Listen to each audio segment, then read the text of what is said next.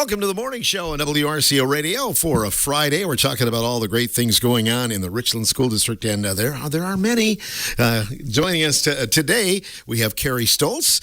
Carrie, talking about some of the many things that are happening. It's been busy. You had Snowball last weekend as well. Yeah, we did. It was really fun. I got to go just for a minute and see some of the kids and all the things there. They had like this kind of fun photo booth set up. The theme was all that jazz, and so they had kind of a like a flapper and gangster sort of theme going on with lots of blacks and golds and like a photo booth, and the whole volleyball team got up there and took photos together, and it was a fun experience. Hopefully a good night for all the kids. It looked like a lot of fun was had, so nice to see them. It's one of those things to kind of break the winter blahs, right? Although I did not envy those girls in short dresses because that would have been chilly.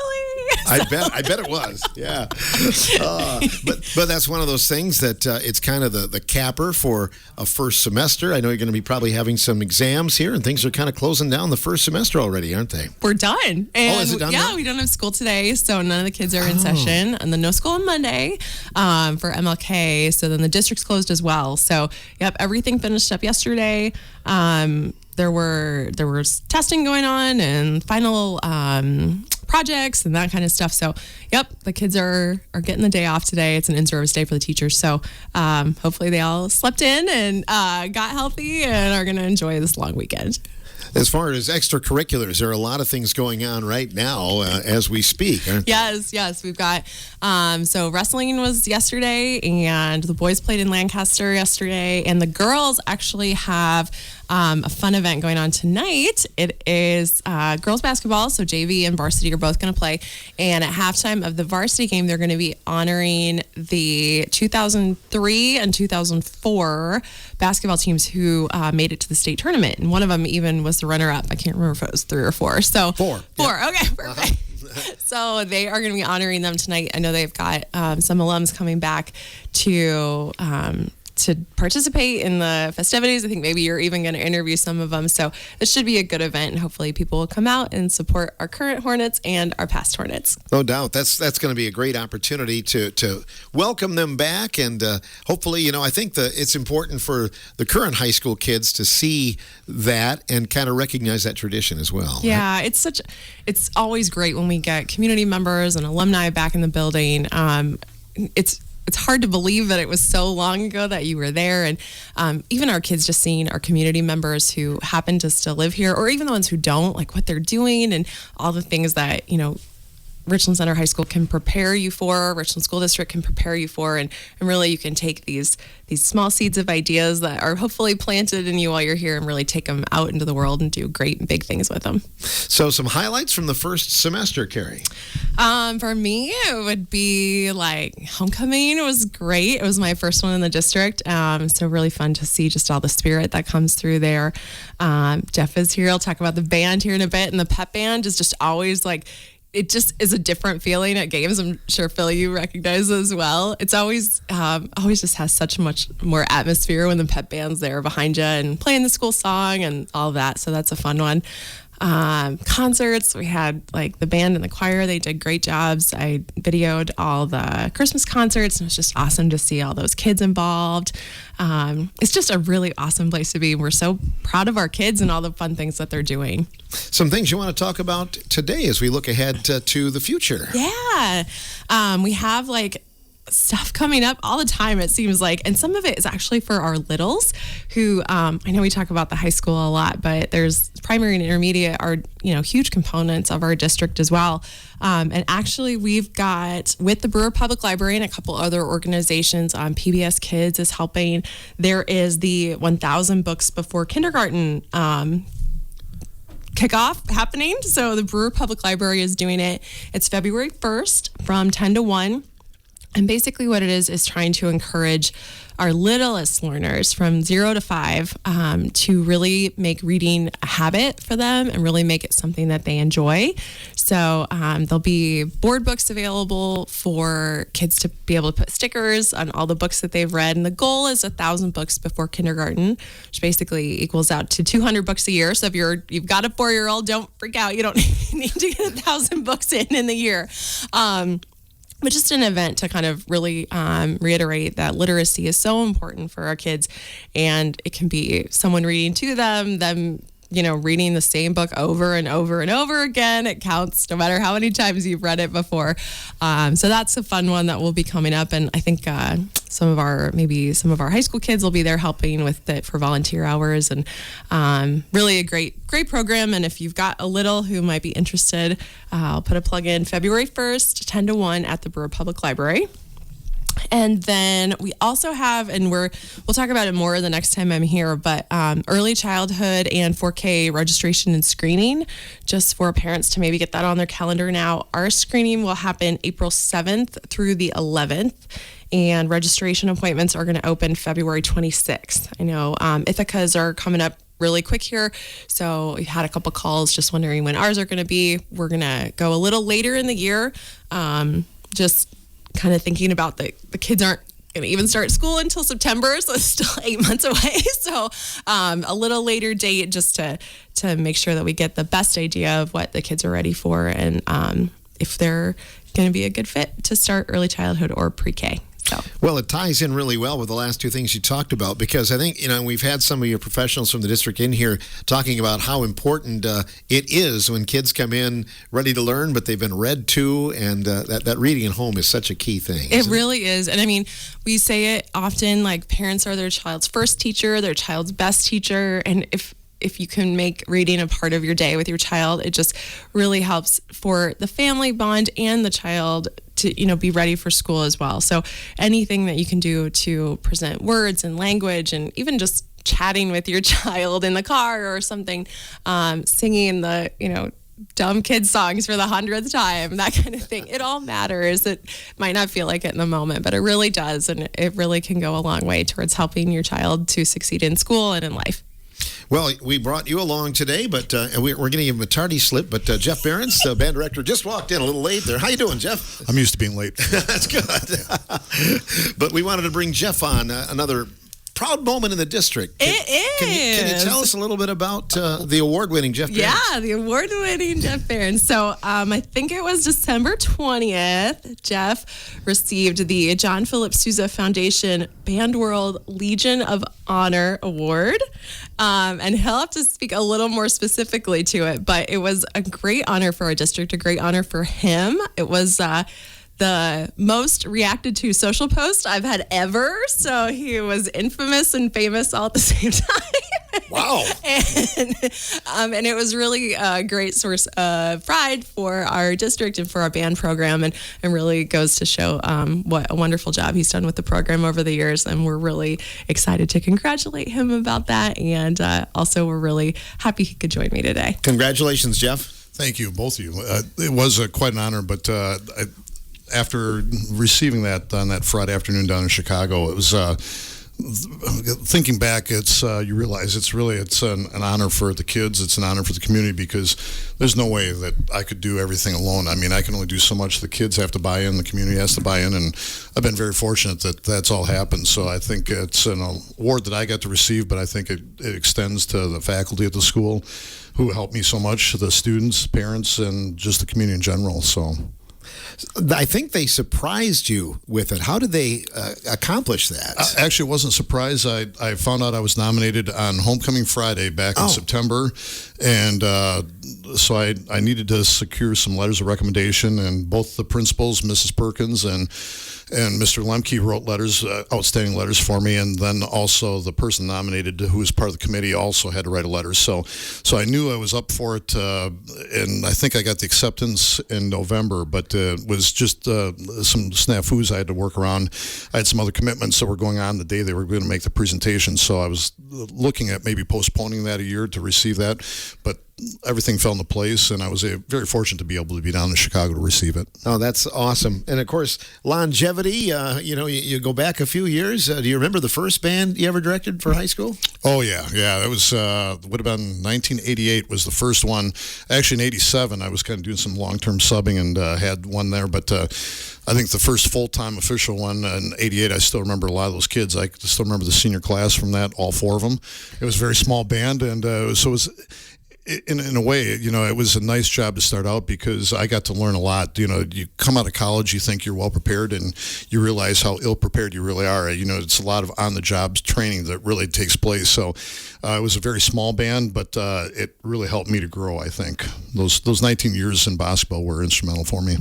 Your numbers are good as well, and I think, obviously you can't take all the credit because you got a good foundation in the Richland School District, don't you? Oh, that was, actually that was part of the reason for me coming here is I knew there was a strong foundation, from the beginning band. At the time, Cammie Clary was doing the beginning band, and now it's Sierra Calabria. And Pam Peterson-Kintz has been, I think she's teaching just almost as long as I have, 1 year shy of mine.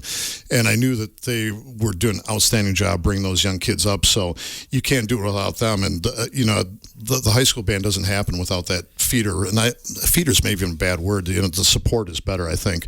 That they send a lot of students, but good quality students at the same time. So a lot of programs suffered during the COVID years. It was a really, kids sign up for band because they want to be with their friends. And, it's a lot of social interaction. And that wasn't happening during the COVID years. So I know a lot of my colleagues around the area and throughout the state really suffered with numbers. And they're still talking about trying to bring them back up. And, we tapered off a little bit, but it really was just a small blip on the radar. So I feel really fortunate that the good support, and they continue to have high numbers and participation at the lower levels too. So that transpires into us at the high school.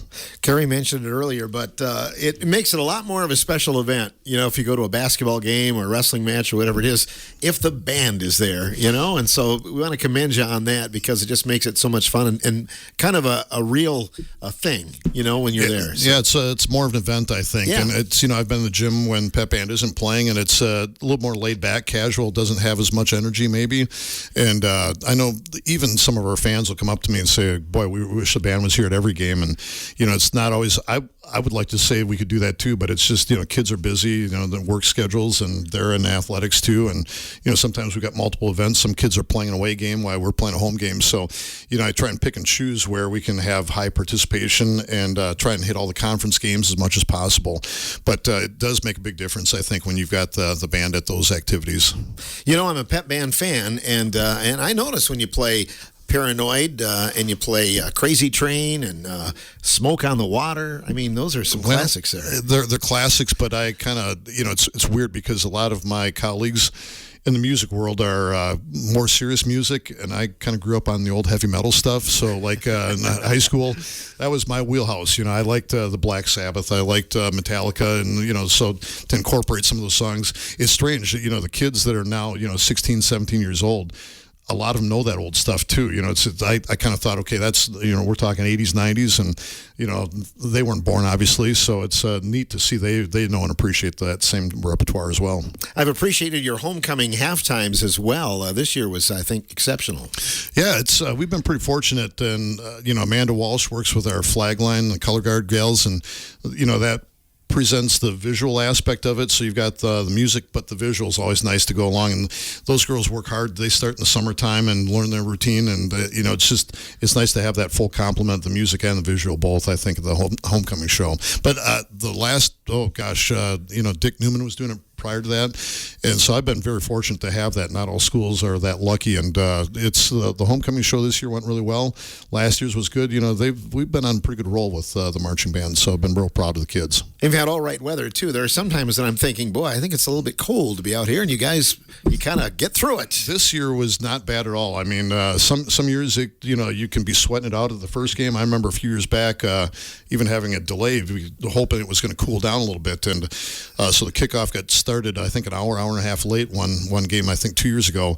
And then, you're kind of freezing at that last game of the year. So this was pretty even keel weather-wise, I think, for the fall season we had. So. What's next up for the band? Are you getting the solo ensemble season? Yeah, actually, we're kind of a dual purpose now. We've got solo ensemble is March 8th here at Richland Center High School, and we have our Pops concert on February 5th, the first Monday of February. So we're kind of trying to hammer out both at the same time. Pops concert, do you feature some of the pep band songs at that time, or what? No, similar style, but not actually pep band. So we've got a medley of the Rolling Stones, from the musical Rocky, Chronicles of Narnia, Wicked. Wicked's really popular right now, so we've got a Wicked medley. You're catching me off guard here. I'm trying to think what else we have. Star Wars. So, kind of more of a movie theme, and but none of the music for Pep Band season is performed at this one, so it's all different from Pep Band, which is nice too, because when we play Pep Band or marching band, that's a whole different crowd that'll show up than they will for a concert, like a Christmas concert. So, I always tell the kids, you got to be in your A game no matter what, because you're going to have different audience members wherever we're performing. Memorial Day is going to be a whole different crew too. So Veterans Day, it's just that I tell the kids, Veterans Day program, Memorial Day, you're going to get people that will only see you at that one performance. So, Pep Band is going to be, maybe a lot of parents and grandparents from the ball players that may not be actively involved in band. And the concerts are more attended by grandma and grandpa, mom and dad. So they got to be well prepared no matter what event we're performing at.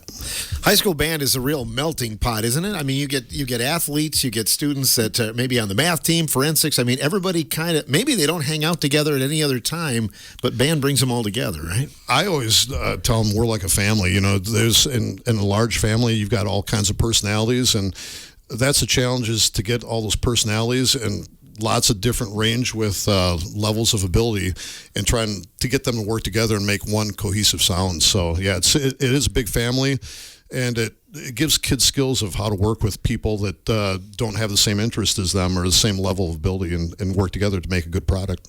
In your time, have you had some go on to become music educators themselves then? Some, educators, and also some performers. I've had former students that are making it in the music business as performers too. So some have gone into repair technicians for music instruments. So a wide variety of different musical activities. You and I have talked about it. It's not it's not a profession a lot of people are going into right now when they go for their teaching degree. We're just not getting as many people in music, are we? Music, no, you're right. It has dropped off, but I think you would find even all teaching professions, it doesn't matter if you're an English teacher, math, I think all the universities are saying the enrollment has dropped off, and that's unfortunate, because, the kids need strong teachers to make them prepared for adult life. Indeed. So does this award, does it kind of rejuvenate you a little bit, Jeff, or how do you look at it? Yeah, it does rejuvenate you, and I was able to. The convention that they presented at it's called the Midwest Band and Orchestra Convention or Clinic, and it's the largest one in the world, actually. I think United States for sure.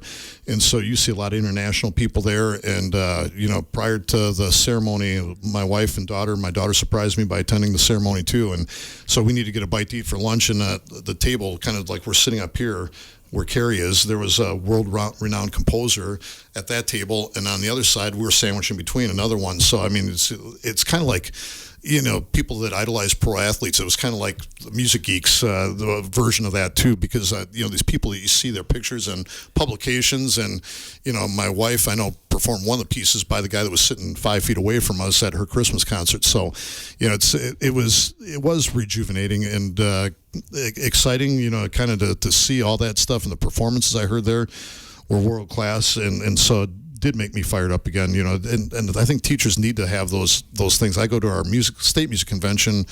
It would be in October, and that's always, kind of you're finishing the marching season by that point, and you're kind of getting the concert stuff going, and it just kind of hearing other people's ideas, it's refreshing and gets you fired up again. I'll bet. So that means you'll be around teaching another 15, 20 years then, right? I've got to consult Pam Kintz on that, I think, just to see if that's okay. You're going for the record. No guarantees, no. Well, we certainly are honored to have you in here, and really blessed to have you as a music teacher at Richland Center High School, because I've enjoyed all your performances through the years. So I really appreciate it, and the support that RCO and the Observer give us, in promoting our events is really appreciated too. So it's means a lot for what the community does for us here. Indeed. Carrie, anything you want to add here? And as far as Jeff is concerned? Well, I mean, how much time do we have? No. Just really thankful that he's here and been such a big part of our music department, and that he and Liz and like you mentioned, the younger directors really do play a vital role in our school system and our community, providing the kids with lessons and really kind of working outside their contracted hours even to help the kids learn these skills and the skills that are so valuable. Music is one of those things that really engages your whole brain and requires, both hemispheres, the logical and the creative. And so it's really just such a blessing that our district has so many educators who are passionate about what they do and really provide a lot of help and guidance for our kiddos. Indeed. You have an honors band coming up? Is that anytime soon? We do not this year. Not this year. Okay. Yeah. Okay. Every once in a while. I think choir had an honors choir not too long ago. Maybe. Yeah, and it's kind of since COVID has kind of went by the wayside a little bit, so it's hasn't really been organized, and our conference very strong since COVID. So. Well, we'll look for those. I know you always have a strong showing for solo ensemble competitions. Yeah. So. Oh, yeah. The kids are really very active. Probably one of the most active groups in the state here, I think, as far as solo ensembles. So always a good representation at the district and the state level for those contests. Great. Thanks for coming along, Jeff. Thanks for having me. Appreciate it. We'll have more on the morning show coming up in a moment.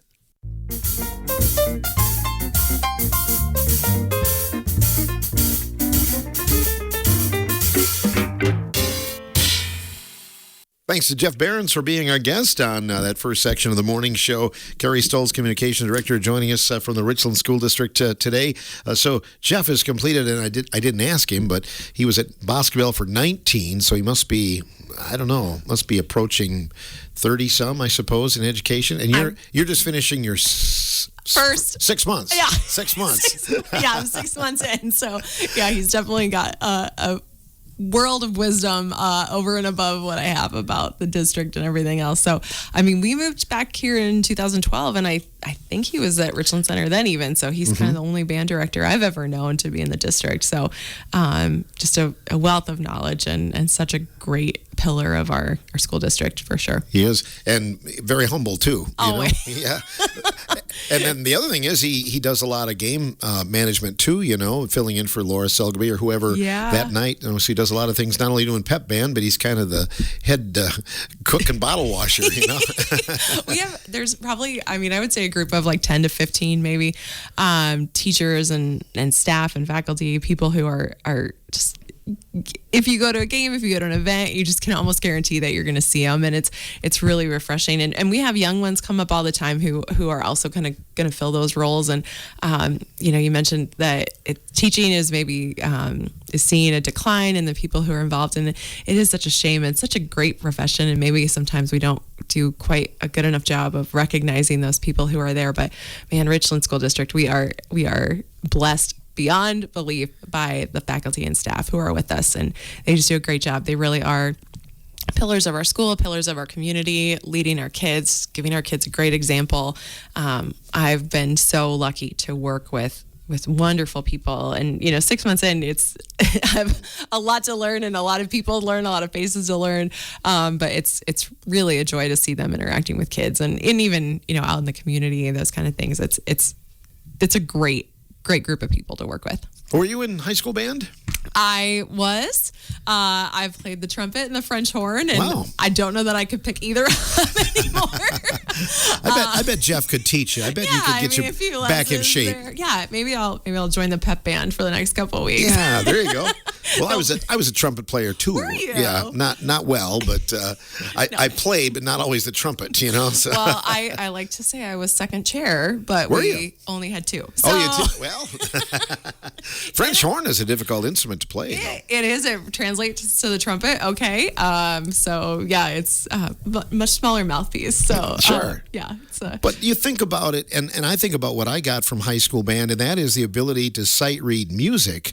And if you're singing in church or whatever, I can pick up a tune because I can read music. It's a great ability to have. It is. It definitely is. And like I said, music is just one of those things that is a lifelong pursuit and something you can do forever. I can maybe dribble a basketball, but I definitely would be not playing in games or something like that. But singing and playing an instrument, those are just things that you have as a lifetime skill. So it really is great that our young people are involved in it. And even if it's something you give up in middle school or once you leave high school, it really is a skill that you've got forever. So what a wonderful gift if you've got it. Yeah, right. And it's nice to honor the arts because I think they're so important to our area public schools. Yeah, education is very important. It's why, public schools exist, but really it's the extra things that you do, the arts, the plays, the athletics, the clubs, the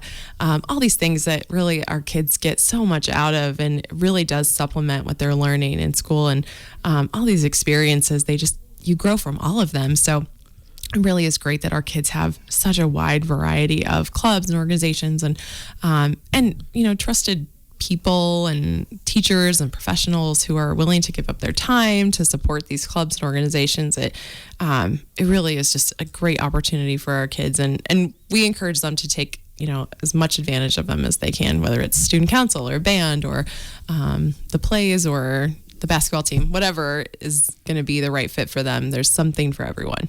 Strengthening families. I think you have an event coming up for that, don't you? Yeah, speaking of our strong kids and strong families. So it's a while still, but they were wanting people to get signed up before too terribly long. So this program, it was developed by Iowa State University and is really, it's for ages 10 to 14. So if you're a parent who's got a kiddo in that kind of age group, really deals with making sure that our kids have support at home and also in our school district, that they can find where their strengths lie. Again, we were talking about, activities and things that kids can be involved in more at the high school level, but this would be more the middle schoolers, making sure that they have strong connections with both at school and with their families. And so those can be really tough years. Kids are kind of finding out who they are, what they like, what they don't, getting a little taste of independence, and making sure that our families are ready to support those kiddos through that journey, and really have the tools in their toolbox that they need to support their kids through that time. So it is a fairly involved program. So it's 7 sessions on Wednesdays. It'll start March 12th. And there is a meal that goes with it. It's a completely free program. The sessions begin at 6. And so the first hour of sessions, parents and kids are in different sessions. So parents are kind of gaining some of those tools for dealing with kids when they're having a tough time or celebrating them when they're having a great time. Kids are in other sessions kind of learning about what they can do when they are experiencing like anxiety or are worried about something, or what kind of some of those tools are that they can have at their disposal for dealing with, friend issues or school issues or something like that. And then both the groups come together, and that last hour is spent kind of in an activity to make sure that we're building a connection within the family as well. So it's not just like, oh, parents know how to deal with this and kids know how to deal with this, but really bringing those pieces together and saying, okay, we as a family know how to deal with this, and I know how to support you on both sides of that, right? I know as a kid how I can support mom, or how I can tell you what I need, or how I can better vocalize what I think is going to help me. And mom, I know how to help you when you're dealing with this, whether it's, and sometimes it'll just be standing back and listening, right? But I have some tools in my toolbox. I know where to direct you or guide you, or what I can do to help. So it's a great program. Really helps kids to manage emotions and set their goals, has some topics around avoiding peer pressure, making good decisions, and really just creating that relationship among our families and ultimately our communities. I mean, the families are the building block of our community, and really just kind of to help parents with those things that come up in every family. So regardless, so Partners for Prevention puts it on, and if anyone is interested, they can contact Lisa Goff, and her email is gofl@richland.k12.wi.us, or you can always call 648-649-HIVE. That is our main line, and we can definitely connect you with her or get you signed up. So it's a great program coming up. Again, March 12th, it will start, and they're asking people to be signed up, I think, by the beginning of February, just so they have numbers for food service and that kind of stuff. You have additions to the population at the Richland District right now with some visitors from Argentina. We do. Yeah, I've seen them around a little bit, and their chaperone as well. Their chaperone is quite young. He looks like he could be one of the students almost.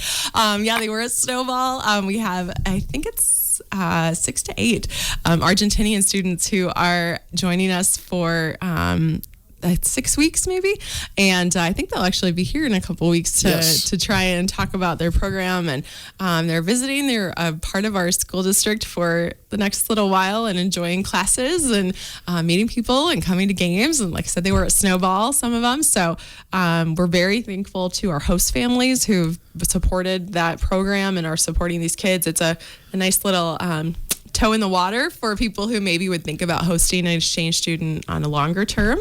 So it was great to see some more families sign up to do that and be involved, and just how wonderful that we get to showcase Richland Center to a wide audience from across the globe. And we gain from them as much as they gain from us. Oh, definitely. Definitely. It's, I think of the foreign exchange students who are on the soccer team with Connor and just the experiences that they had. And even just to say, someone who lives in Italy or Belgium or wherever, to even make the world that much smaller for our connections and really show our kids that, it's people are people, and it's just a wonderful opportunity to have them in the building. A very small world, because as you mentioned, those connections made with, if you're on the soccer team or whatever, and in this day and age where we can communicate lots of different ways, you probably can stay in contact with some of these folks they meet for 1 year for the rest of their lives. They really can. That lasts forever. My husband happens to work for a German company, and we have contacts who we send Christmas cards to every year in Germany. And it's just crazy to think that you have these connections, across the globe, and just a wonderful way to showcase that our district is a part of this wide, not only just our community in Richland Center or just in Wisconsin or even the U.S. We have this wide group of connections that really do crisscross the globe, and how wonderful that our kids are experiencing this right here in our own backyard.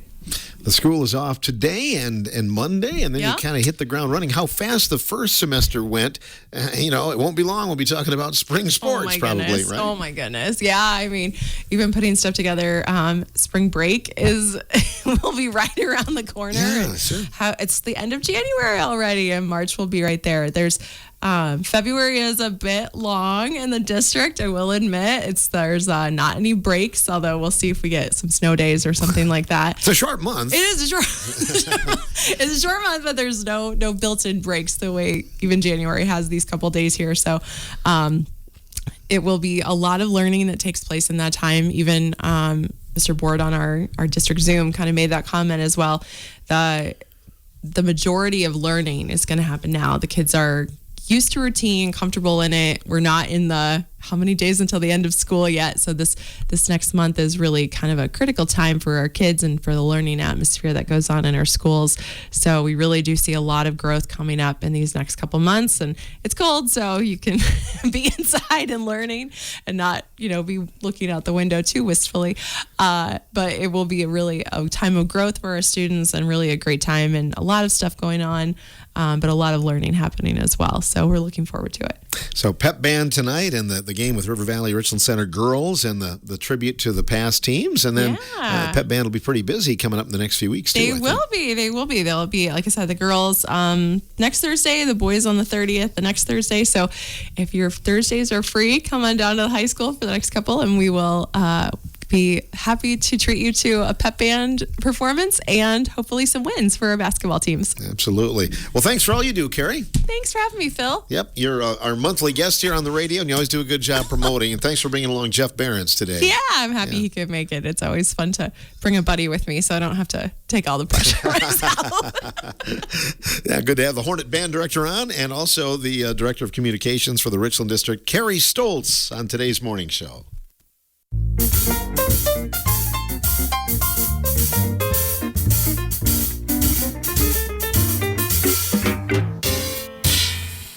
Our Friday morning show continues here on WRCO Radio. 38 degrees as we head toward 10 o'clock today. And we give you a little bit more community news, community tidbits. WRCO News Director Joanne Krulotz recently attended a very special birthday party. We are here today with Bernie Cooey, who is celebrating a special birthday. Now, Bernie, you've been around since 1924, is that right? That's right. And you have served many roles in the county. Yes. And can you tell us about some of those roles? Well, I guess probably my first one that I was involved with, I volunteered to join the Ambulance Association and serve on the ambulance, and I served there for 28 years. But it was something I loved to do, and we got paid a small amount, but it was not anything you'd want to do for a living. You had to have a job. And I was fortunate enough to work for a company that allowed me to do that along with my job at the company. I worked at Foremost Farms for 42 years as a cheesemaker, and then I moved to the maintenance department and worked there for a number of years. But anyway, and as far as the working for the county, I was asked to be to help the coroner with his job, to be a coroner. Well, did I have any training for that? No. And so I did take the job of being coroner with the coroner that was elected that year, and the following year, Dr. Smith ran for coroner, and he came and asked me to be his helper. So he had only been in office for a few weeks when he was notified he was accepted into a school and would be leaving the county. So he said, would you accept the job if we recommended you? The governor would have to appoint. And I said, I don't know that I have training for it, but all of that I've learned in the last couple of years, I think I can handle that. And so then I took the job, and the governor appointed me to fill the vacancy, and I did that. And then I decided, well, I guess I'll run for the job. And so every 2 years that came up to be voted on. And I decided I'd do that. Well, I guess I got well known in the county because I traveled throughout the county a lot with the ambulance service, and then in addition to this,